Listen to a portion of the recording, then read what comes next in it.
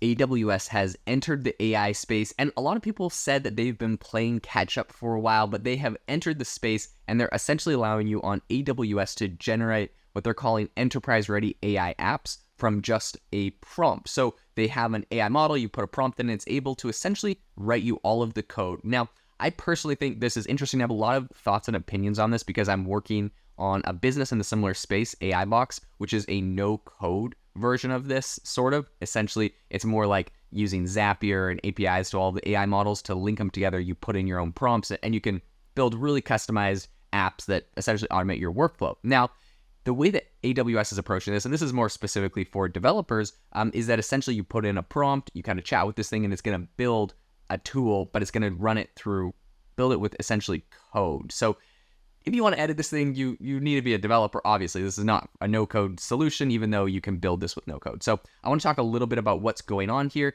and why I think this is actually going to make a really big impact in the space, kind of moving forward.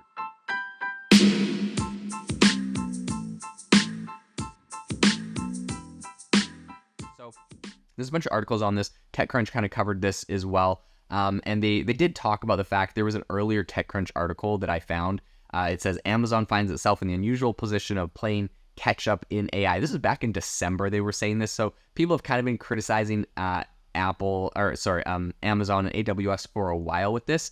Now, when it specifically comes to their new tool, this is App Studio. So if you go over to their website, aws.amazon.com/app-studio, you'll see they kind of cover exactly what it is. It says this is a generative AI powered service that uses natural language to build enterprise grade applications. I really want this to work. I'm going to say that. Like, I really, really am bullish. I think this could be really cool. It says save up to 80% versus comparable offerings.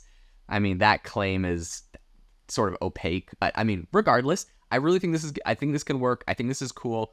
It can do claims processing. They say it's good for inventory management, for project approval, for audits, for metrics and reporting. There's some really interesting use cases.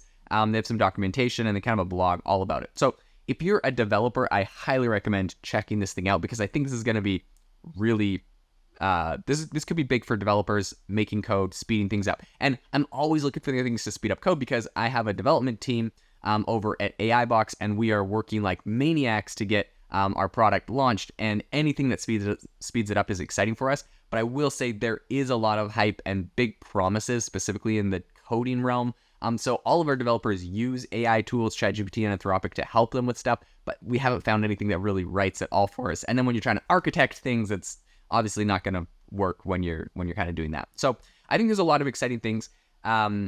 This is what Sri Devank, who's the general manager of Amazon Q Apps and AWS App Studio, said recently. App Studio is for technical folks who have technical expertise but are not professional developers, and we're enabling them to build enterprise-grade apps. Okay, I want this to work. I really do, but just they're building this for technical folks who have technical expertise but are not professional developers. So you have to know code, but you're not a professional coder. So it seems like this is going to help junior level people because if you have technical expertise, you're probably on the career path. My assumption is towards becoming a professional developer. So it's going to help junior people be a little bit better. I don't know. Okay. But it's not like for no-code people like myself. I'm not a technical founder. I don't know how to develop code. I couldn't use this tool, to be honest, because if it spits me out code, I don't know if it's good or bad or what to do with it after the fact, right?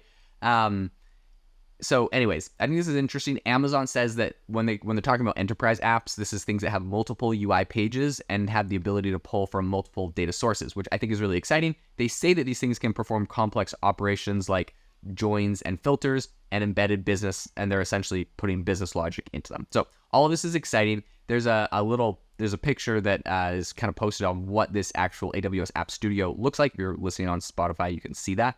But otherwise, there's two panels. One of them is a panel where you're putting in your prompt. They have an example where someone said, I need an application for researchers to submit research proposals and supporting documents.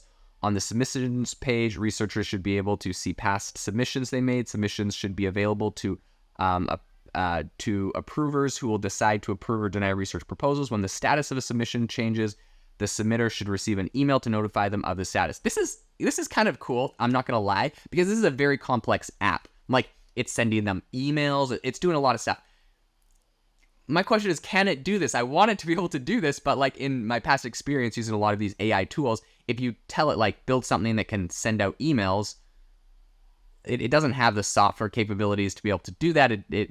I don't know. Okay, so I want this thing to work, but it seems like there would be a lot of other tools and integrations that you'd have to have, and like APIs and like maybe backend and different stuff that this isn't able to just spit out the full code for. So skeptical, but really wanting this to work. And I'm channeling my skepticism from like most of the developers that I try to, I give them articles like this all the time. Like, guys, it can do everything for you. And they're like, no, it can kind of help us a little faster, but we're still doing everything. So that's kind of where I'm bringing this from. So I think overall, this is really exciting. One other thing that was said about all of this was where App Studio is different is in the way we use generative AI to really reduce the learning curve. I'd say there's almost no learning curve. Typical no-code tools, you have to understand the paradigm, you have to understand the visual interface, you kind of have to really over time build some expertise. This is true because I mean, even with AI Box, what we're building, it's a no-code AI app builder, but you still like drag and drop on ChatGPT, you put your prompt in, you drag and drop on Anthropic, you put your prompt in, you can link them together so that they can grab things from each other's prompts, and it can create great outputs and tools and stuff. But like, yeah, you do have to understand how to drag and drop and type your prompt in and connect things, right? So like there's some sort of learning to our platform and other platforms too. You could say Canva is a lot like this, is a way smaller learning curve in my opinion than trying to use something like Photoshop when you're using Canva. And that's kind of where we aim to be with AI Boxes. It's like Canva, it's very simple to use, but they have got a good point here. They're completely cutting that out by just making you do a prompt. What I've seen though, because OpenAI's GPT store has the same problem, they tried to make it really simple where you just have a prompt and you can create these GPTs, but the problem is they're like not super customizable. You can't link different AI models together. There's no like interface for like really customizing these things and doing multiple chain prompts and tools and stuff. And so it's like you sacrifice like usability for simplicity, which I'm all about simplicity, and I think this is a really big thing. But at some point, it's too simple and it's not usable enough. It's not going to give you an output that you actually would use every single day. And so that's what I'm trying to build, and I know there's a fine line there. I think that AWS is going to get this right. I'm not like bagging on them and saying I'm like way better, because obviously this is a big company with a ton of money. I think they're going to get this right, but I just think maybe right out of the gate, it might not be able to do everything that people want it to do. So I'm excited for this. I'll definitely keep you up to date. I'll have all my developers try this, so I'll be able to keep you up to date on how this actually works as I continue to roll it out. Overall, though, I'm very bullish and excited on everything that I'm seeing in the space, and I hope that you all have an amazing rest of your day. If you enjoyed the episode today, if you could leave me a review, I would seriously appreciate it. Like and subscribe on YouTube, and I hope that you all have a great rest of your day.